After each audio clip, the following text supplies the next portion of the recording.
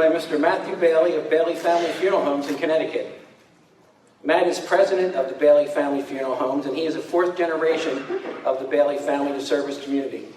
Matt was a student and graduated from the American Academy McAllister Institute of Funeral Service in New York City, where he was elected by his peers to serve as class president. He went on to join the faculty of his alma mater and currently serves on the school's board of directors. Matt's leadership and contributions to his profession and community is admirable. He's a member of the Benevolent and Protective Order of Elks and past president of the Wallingford Rotary Club. He served on the boards of the Rotary Club, Wallingford Foundation, the Connecticut Funeral Directors Association, the Wallingford Family YMCA, and the Wallingford Public Library. Matt earned certification from the Cremation Association of North America as a crematory operator and as a certified celebrant and a certified celebrant instructor with the Insight Institute. He's earned the distinction of being a certified funeral service practitioner from the Academy of Professional Funeral Service Practice.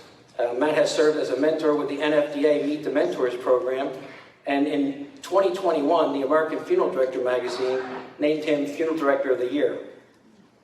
Matt's devotion to the death care profession is unparalleled. He speaks from the heart, says what he means, and means what he says.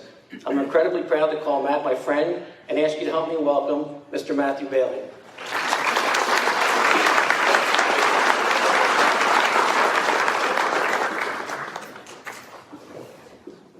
Good afternoon.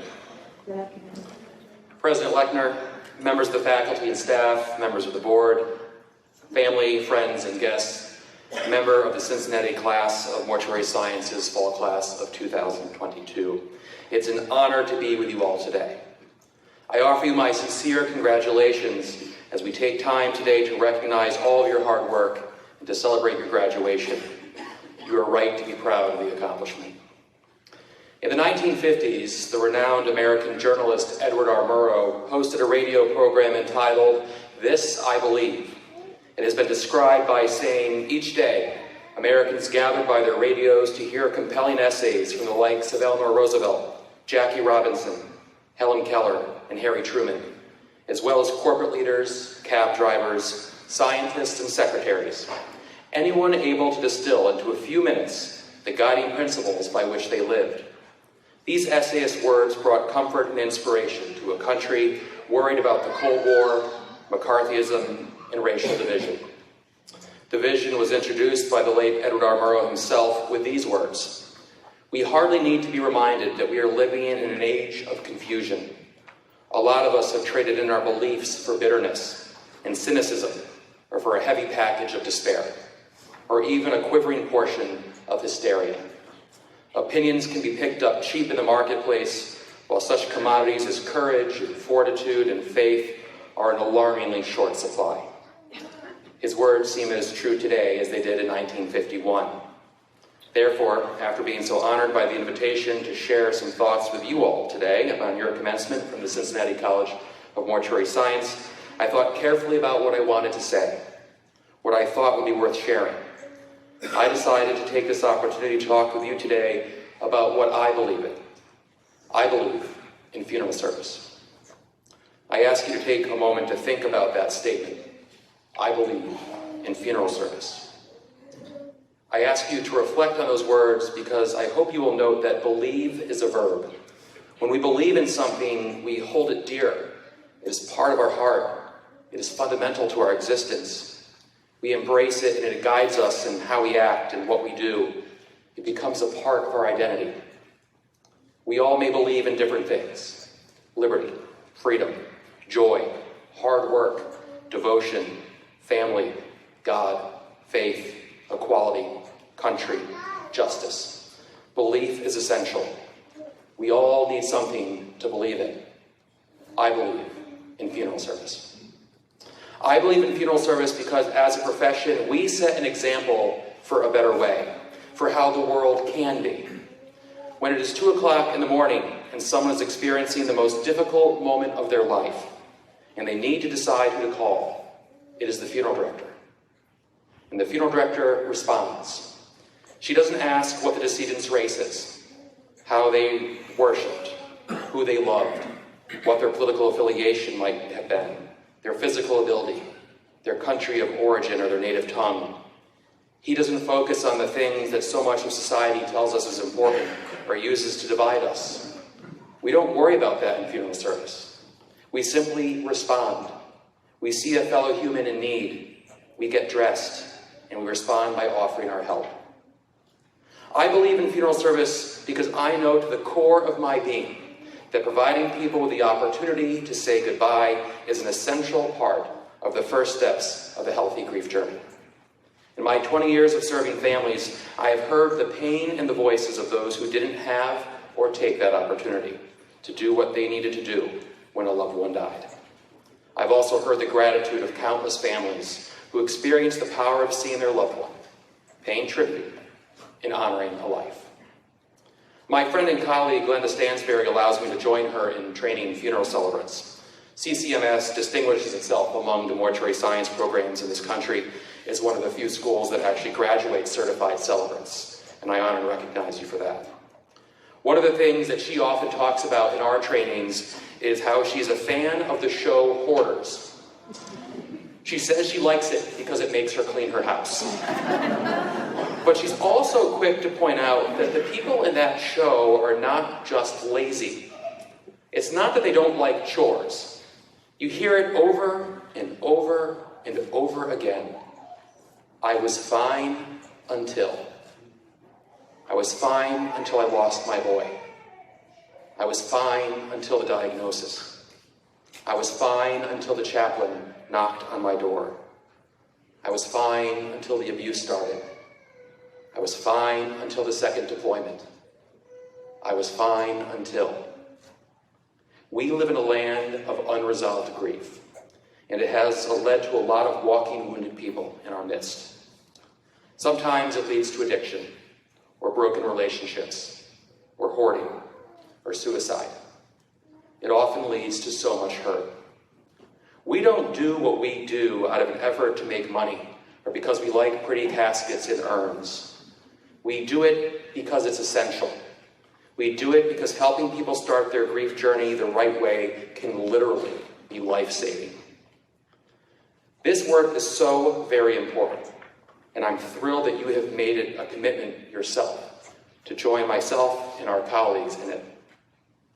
As you conclude your formal education and pursue your practical training, you are embarking on a new and exciting chapter.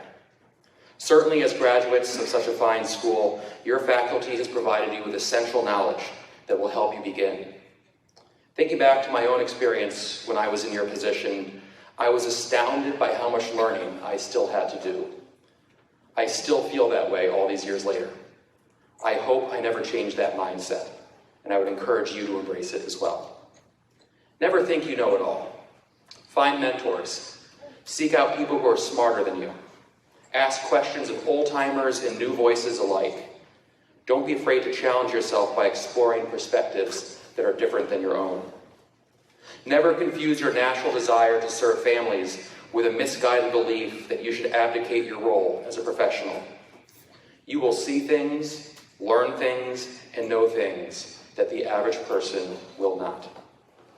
You will come to understand what humans need during loss. You will see that there is both a better way and an unhelpful way. You will have clients you work with who have been convinced by themselves and others that doing nothing is easier, and that's the best approach. They are wrong. You will have others who will think that you must abandon what they need to do in an effort to avoid services that they don't want. Educate them. Share with them what you know and have seen. We are called directors for a reason. You owe it to those who call upon you to be sure that they understand the healing powers of saying goodbye to their loved ones and honoring a life lived. I'm not sure if anyone ever told you that funeral service would be easy. If they did, let me correct it. It's not. It requires a lot of us. The hours are long, the work is challenging, and there are days that people will lash out at you in their grief because of no fault of your own. But if you keep your focus on the purpose behind what we do and what brought you here, a natural desire to help others, you will find one of the most rewarding ways to make a living while making a difference. I believe in funeral service because over the course of my career, I have seen how it has proven to be a vehicle where some of the darkest situations imaginable have allowed light to shine through. Next Wednesday, it will be 10 years ago that I was sitting at my great-uncle's bedside praying with him as he was dying. Years of dementia were evident as his body was shutting down. On the television in his nursing home, I sat stunned watching the news about how a deranged young gunman entered the Sandy Hook Elementary School in idyllic Newtown, Connecticut, and over the course of 5 minutes, murdered 6 adults and 20 first graders. It would not be long after that we received a call to help care for one of the 6-year-old victims. It was the worst and hardest thing I have seen, not only in funeral service, but in my life. In the days that followed, in the aftermath of some of the darkest shadows of what humanity is capable of, I saw countless examples of caring, generosity, and compassion.